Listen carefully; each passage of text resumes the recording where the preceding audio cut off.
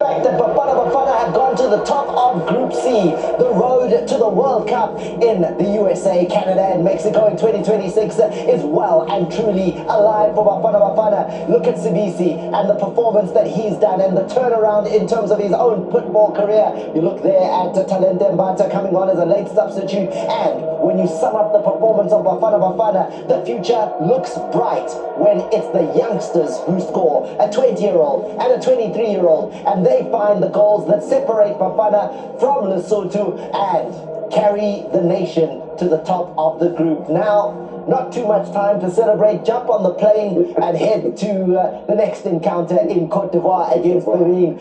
I've got Coach Sadish, I've got Coach Sean Bartlett here in studio, and gentlemen, this is the kind of night, I'm sure, Sean, that anyone in a Bafana jersey in terms of players, they live for this. Without a doubt, to play in front of a packed crowd and then obviously to get the result.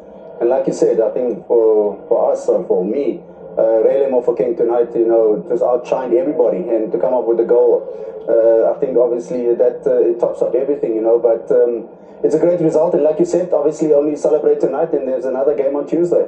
Plenty still to do, but the job done today, making sure that they overtook Bafana Bafana, Benin and Rwanda, as Rwanda looking like they're about to lose to Nigeria there. That game, still a couple of minutes left in that encounter, but Peter Mugaba is where the focus is. Is it what you expected, Coach Suresh? Yeah, I think it's a job well done all round, great squad selection by Hugo Bruce. Obviously really came up to the party, but I still felt there was a goal or two in this game more, and I tell you why, Thomas, this group is so tight, it will go down to the goal difference, points could be equal, and I think goals are going to count here, so I felt another goal or two could have done Bafana a huge favour. Coach, don't say that, please. We don't want to do calculations anymore. That's exactly what Coach Hugo Bruce said. No calculation. But he also did say that a defeat today against Lesotho would have been a disaster. Oh, without a doubt. Definitely. Without a doubt. Look at that stadium, Thomas. It's a packed crowd, and they came to be entertained, and I truly believe they were entertained, even though it was only in the second 45 minutes. But that's what it's all about. You've got to grind results in order to qualify for big stage football, which is the 2026 FIFA World Cup.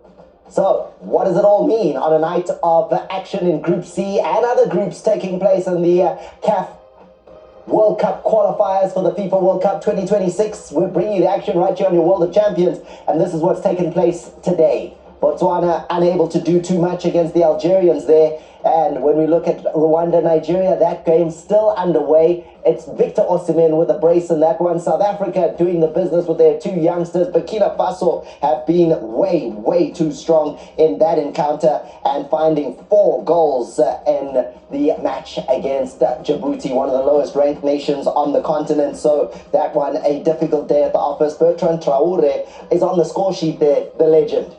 Yeah, for Burkina Faso, definitely. But the quality you have there, you just mentioned only Bertrand Traore. They've packed with talent that even a younger player, Aziz Ki, sits on the bench, So that's going to be interesting. But this is Group C. You look at South Africa now, obviously top of the log with 8 points. And then you come Nigeria creeping up slowly, So it's going to be interesting. South Africa head now to, as you said, Abidjan, to take on Benin. 6 points in this window would be massive for Bafana Bafana. Half the job is done. Oh, without a doubt. I think that's what you prepare for, and firstly, once you've got the job done at home, is to go now to the team in second position, and like you said, if you get another 3 points there, it gives you a nice buffer, a nice cushion till the next game again. So, Nigeria and the Super Eagles saw South Africa with Bafana Bafana bolt to the top of the group. How did it happen? Stay with us after the break. We will show you the goals. We will show you the moments. We'll discuss how it looks and what is still down the road, because the World of Champions is bringing you the games thick, fast, and taking you on the road to the world continent for being with us as we brought you the broadcast of Group C's action tonight. And what a night's worth of action it has been. The big boys on the African continent when it comes to Nigeria's Super Eagles with their superstars in their side doing the business against Rwanda, and South Africa managing to do the second half performance that the full house of fans at Polokwane's Peter Mokaba Stadium expected. 2-0 victory there against Lesotho. The disaster averted. South Africa showing again that this side that came third at the Africa Cup of Nations has qualified for the next Africa Cup of Nations, can qualify for the World Cup. Yeah, Thomas, I think you could see how Hugo Bruce himself celebrated when he scored in the 60th minute, you know. It had been a bit anxious until that time. But when he scored, he even Sean said, Is that the word? We all worried. We thought it was Squeaky Bum's time and worrying. And you could see when he jumped up to celebrate, Sean was worried. Hey, you know, take it easy, you know, we're a bit mature side. Yeah, you know, it was, we were all sitting like this and, hey, come on, 60 minutes at home, jam-packed stadium. But Sean, you said it, right? It just needed the one goal. Yeah. Well, you know, we spoke about this low block and how difficult it's going to be, you know, to break down, obviously, Lesotho. They came with the game plan. It worked for 45 minutes. But the way we started the second half, I think that is the intention that we should have started the game. Well, we see it here. I mean, 47 minutes into the game, so that's literally in the second minute of that second half. Lyle Foster is able to thunder one off the post. And it's well worked as well. It wasn't just pumped forward, you know, it's a combination play. It's laid off by Percy, and then obviously the striker, and he hits the post, comes off the keeper, hits the post again, and there was a whole spell for the next 5 minutes. I think we were putting them under the attack and forcing a lot of issues, trying to get that first goal. There it is. Lyle Foster's opportunity. Did it work today?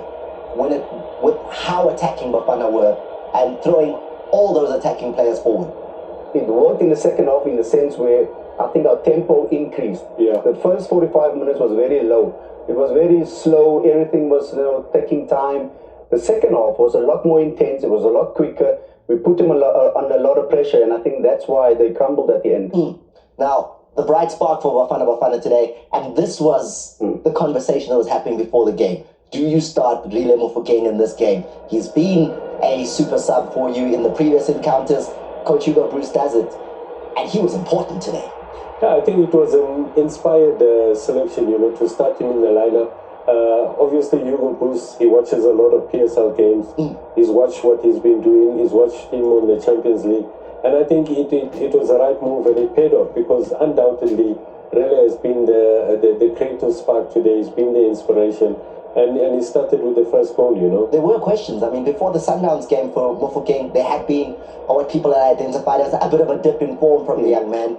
Then he gets the brace against Sundowns. Now he's gone on today, get his first goal for Bafana Bafana, which we'll see next. And that brace obviously also gave him more confidence. We know about his ability, but it's about being more consistent. And when you can do this on the international stage, it will just obviously elevate your performances, but also that confidence level go higher. Would you call him an important player for Bafana Bafana, or is he still going to be an important player? He's going to be, without a doubt. Remember, you just said it as well earlier, you know, getting your first goal, making your debut, you know, it's all good, but you've still got to learn and earn your stripes in order to be a better player. He's 20 years old, so he's still got hopefully another 10, 15 years ahead of him. But this goal again, it just emphasizes the fact that when we calm, when we build up, and obviously here Elias uses his speed and skill, and you spoke about it today, what he does playing for his club as well, you know. So the one opportunity he created for Rele, and he took it with both hands. 16 goals, 12 assists in 36 games, all competitions. That was the situation for him in a club jersey. Now opens his account with the national team jersey. Yeah, Thomas, I think you mentioned a key word just now, you know, when we spoke about his makeup, you know, you used the word a young man. So we also got to understand he's still young. He's going to earn his stripes, as Sean was saying. But he's showing that maturity, you know, combining it with his natural talent. More than that, coach. He has that calmness, you know, and he can only get better. The finish is a caress, right? It's stroked into the net. Composure, the performance all day long is one of he's just working hard. He's trying everything. Yes. He's running when no one else is running. He literally was, and I say this with correction, carrying the team at some points. No, but that is the masterstroke for me in Bruce's selection of Rele. Because young players don't have any fear. And Coach Yes will tell you, when I make a mistake, I'm going to go again. experienced players who like, hey, the next mistake I'm I off. missed a couple already because It's a young player a couple of them. with the energy they've got. He's gonna go. He's gonna go. He's gonna go. And he was in the right position to finish off that move from Elias. And I think that's what it's all about. Bruce knew exactly. Maybe the whole week, even in training, he's shown that glimpse of abilities of doing this, and it paid off today. Now, the other thing that did pay off is, we'll remember, Jaden Adams had been left out of the squad for a little while. There was a bit of a friction between him and the coach when he didn't show up for a previous call-up. He brings him back. And the way to answer that for Jaden Adams is, Coach Sudesh, goal. Goal, yeah. And I think you got to give it once again to Hugo Bruce, you know. He put aside the differences. Jaden showed what he did since the move to Sundown. And he's always very dangerous in that area, you know, just outside the 18 or in the 18, in the center. I mean, the goal itself is... His movement, you know, he takes 2 or 3 steps forward and then he moves back again to create the opening, you know. That's intelligent, natural intelligence. Who's backing the ball here? That's the celebration we were talking about. We were a bit worried about Bruce, but you know, look at how many players actually were part of this move. Even Sia and Gazanas, they're setting up the ball, comes back eventually to Jaden, who has a second bite of the cherry. And what you said earlier, for me, it's a big thing, because a lot of coaches will make it personal when you don't acknowledge a call-up. With Bruce, his experience, he knows what he needs in order to get results, and that's why he brought this young man back into the squad, knowing what he can get from him. And put him in the lineup, Starting. Yeah, so that shows also, you know, the boldness of Hugo Bruce, but he also understands the game. I mean, he puts 2 youngsters in Jaden and really in the starting lineup. We also do know with Hugo Bruce, he has a soft spot for the young player, right? Yeah, I think it's something, Thomas, what Sean mentioned, like the young players are fearless. You look at the Persitao Lion Foster, at times they're a bit hesitant whether they go in or not, because I make a mistake here, I might be out. So the young players, they give all in, you know. And I think Hugo has been watching them closely at Sundowns and Pirates, the 2 players, what they're doing in the Betway Premiership, and throw them in. Now, for Percy Tau, he's another one called back into the squad after some time out of the game. And he gets a chance or 2 in the first half, second half. It just wasn't ticking for him there. But Coach Hugo keeping him in, deliberate? I think so, because he needs to get back into the fold again. Yeah. You know, remember, Percy plays with a lot of pressure on him. You could say, it's your left foot, your strong foot. You should bury this. But again, you know, you haven't been that productive recently. So what's the pressure? Explain the pressure. You said Percy plays with a lot of pressure. Because the national, when you play for South Africa, especially Percy Tau in the last 2 or 3 years, everybody expects him to turn up every game. He's the Lion of Judah. Yeah, but he's not going to do it every game. That's why you need other players around you to do these things, you know, to complement your play and also to support you. And like Sudesh mentioned, you've got obviously Percy and Lyle. Both of them are playing with a certain amount of pressure on them, because they're always expected to score or create something. And I think that's the reality of our game. And by keeping him in, right, you also give him a chance to build a bit of confidence. You don't rank him out. The game against Benin is coming in. You're going to need the experience of a Percy Tau. Exactly, Thomas. You know, I think that once again it shows the experience of Hugo Bruce, where he knows how to balance youth with the experience. We spoke about Rele, we spoke about Jaden, and then you have Percy and Lyle. For years, they've been the spearhead of the Bafana team. So to try to bring that balance and bring them back, they haven't been playing regularly. And you have a player who's been coming in leaps and bounds in Mokwane, you know. So I think he's getting the balance right offensively. But I must also say, Thomas, defensively, we didn't concede. We were very solid from, I think Ronwen only had 1 save to make, which was a routine save. And then the back 4 and Tebogo Mokwena in front of them, they were very solid. So I think overall, Hugo Bruce and Bafana should be very happy with the result. And it's more especially, that's our first clean sheet in this campaign. So, you know, every other game we've conceded. And again, it showed that if we work on certain things, it will pay off. It did pay off today. And now let's wrap things up with the encounter. Take a look at how a couple of the other chances came. And again, the coach here now making substitutions. Those subs coming in and wanting to make an impact already. Rainer's 89th minute. Yeah, we know obviously what he's capable of doing. Just a little bit, for me, over-excitement here. Because there's a half-hearted tackle put in by a Lesotho defender. And you can even see Hugo Bruce surprised with the end result because it's pretty basic, to be honest. Once he gets the control of the ball, he just had to shoot hard and low across the goal, and he would have troubled the goalkeeper, but unfortunately, he skies it over the crossbar. There's the pull of the trigger. He's a man who's been on the score sheet for Bafana as well in the qualifying campaign. Just trying to find his sights there. They are going to be needed on Tuesday in Cote d'Ivoire. Definitely, Thomas. It's an away game and a must-win game again to keep your spot on top. But you're playing a strong Benin team.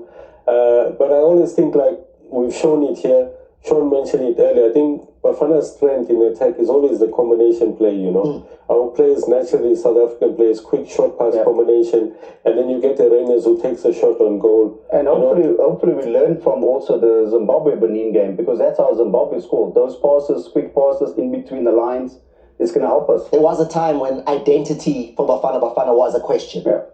Is there an identity now? You can only have an identity if you have the players to implement it. And you can see obviously clearly now how we want to play. Which is, break it down. For me, I think it's utilizing the width, and then obviously the runners coming from deep. You look at the goals we've scored, you look at how even our fullback supporting going forward, overloading in numbers. I think we're utilizing the width. I think it gives us a lot of advantage because it opens up a lot of spaces for other players to run into. Now, I'm going to give you the opportunity here. Man of the match, if you have to look at it, if you have to single out performances today, where would you be saying, listen, you did the job today. You were a little bit better than the rest. It's a no-brainer for me. Really? It's got to be, simple? It's got to be really simple. He was outstanding. I thought Ronwen had a good game. Yeah, really. Clean sheet. Clean sheet, clean gloves, clean boots, clean socks, clean it. For Lesotho, he was the man of the match. It's got to be really. It's got to be was outstanding. Even in the first half. In the first half. He's the only one that was trying to do something to get us going. So without a doubt, he's got to be really. There you go. What do you think? Let us know on the hashtag SSDski. You can let us know on the hashtag SSFootball. We want to hear your perspectives on the football that you've just seen and how Bafana Bafana played. Also, throw forward a little bit. What do you think? What does today's result mean? What do you feel in terms of Tuesday and that trip to Cote d'Ivoire where Bafana take on Benin? Now, as far as the Super Eagles are concerned, they were also desperate for the points against a Hoodoo side in Rwanda. A new situation for the two coaches. Amrush, he is on the losing side of his first game for Rwanda. For Eric Chelle for Nigeria, he has this man, the big man. Yeah, Galatasaray striker, Victor Osimhen. Thomas, I'm shocked that the Rwanda defense didn't do the work on Osimhen. You see him doing this week-in, week-out. He goes in on the far post, you know. And they obviously know he's the threat. And I felt the defense of Rwanda could have done better there. But he's such a quality player, you know, it's so difficult to put a man on him. And just listen, I mean, if you're commentating, it's Lukman to Osimhen. And the two African footballers of the year in the last 2 years. 2 years. Combining to find the back of the net, the quality of the ball in and the finish. And then here, he shows another side of himself, doesn't he? Yeah. And a surprising side, right? We don't know this part, where he beats a man and then has the pace and then the finish. But that's what the first goal does. It gives you a little bit more confidence, you know. I think they opened up also a little bit Rwanda because they were pushing forward, trying to get a goal to get back into this game. And then Osimhen just capitalizes on it because you can't expose yourself like that. You need to have some sort of security at the back when you go on the attack, but they didn't have anything at all. Rated at some points in the last year or so at 100 million in terms of how much his transfer fee would be. And then you try to go one-on-one with that. 100 million euro. Euros. Yes, not rand. And at the moment, his buyout clause is 70 million euros, you know, from Napoli. So that's the quality you have. And the finishing here, I mean, really, he looks up, and that's as good as you're going to see anywhere in the world. And a cheeky chip, yeah. Confidence. You should mention it. It gives you also showing confidence. Great confidence and silky skills. Yeah, listen, for a big man, it's not easy. So he showed again, he's got all the attributes necessary. What are they? I mean, you were our big man for Bafana Bafana. What makes Victor Osimhen one of the best strikers in the world? Because a lot of people will talk about, you know, when you're an African footballer of the year, they're expecting flair, they're expecting Abedi Pele, killer passing. He's not that kind of player. No, it's about stats. For him, it's about stats. It's about scoring goals, being in the right position, using your physicality. He can do it left, right. We've seen him score the headers as well. And I think that's what it's all about. You don't have to Straight have up finisher. No, finish. That's what your price can go up another 20 million, then it's 120 million. Sugar? No. No, Sean, just finish. Sean, the other thing is his movement, in the box. As Mark used to say in the kitchen, his movement is very intelligent, and you can see Sean and them had that, Mark had that, how to move, and the arrival, when you arrive. Anticipation, that's the key. Anticipate and how you arrive in the right spot. And in that match, it was an important day for Eric Chelle, right? Because, Coach Des, definitely for his me, appointment was one that didn't universally get 300 million Nigerians standing on their chairs with excitement. They were like, well, okay, we'll see. He had something to prove today, the coach. Yeah, I always felt it was an inspired move by the NFF leadership to appoint him. He took a lot of flack from especially the ex-professionals in Nigeria who felt that he shouldn't be there. Well, he's replacing a ex-professional. Exactly. George had the job. And he came in, is not a man of many words. He came in quietly, did the job. And for me, later, you looked at the second half, the way he rotated the squad, he took Osimhen, gave him a rest, and he's preparing for the next game, obviously. So he brought on the other players, giving them, and he also wants to see them under match conditions. So I think it shows the quality of the coach he is. Good quality, great debut, important to start right, especially when the pressure is on, like Nigeria or under, to get a result against Rwanda. And now they can go back to the home country and obviously look forward to play Zimbabwe. I think that's going to be important, Imagine if they didn't get a result tonight and they had to go back home. Yeah. Well, and they play get a home result game. tonight. It was almost good night, sweetheart, in terms of going to the World Cup. They needed. It was must win today. Well, and they showed it. I think that was the key tonight, was the quality of what we saw on the team sheet came to the field. And that's what they're going to need again, every game, if they want to qualify. Hopefully not, because we want to be number one. The game against Zimbabwe is going to be interesting because Zimbabwe will be feeling a little bit confident, right? They were 2 down against Benin, 2-2. They created a real stir with that result. Now they have to go to Nigeria. Yeah, and you're going to take on a Nigeria that's coming together. And I'm sure everyone in the group is now starting to worry. And even South Africa, we mentioned it, that Nigeria can only get better. And now Eric Chelle has done that. They've galvanized the team together. There's a renewed spirit of confidence amongst all the players. Great team harmony. So it's going to be a tough game for Zimbabwe, also feeling very confident. I see recently the government has put $300,000 bonus on these games. So it's going to be exciting. Make sure you're with us on Tuesday. Bafana, Tuesday in Ivory Coast. Mamadou is going to be smiling. Cote d'Ivoire is the host. That's where Benin are playing their home games. They host Bafana Bafana. The result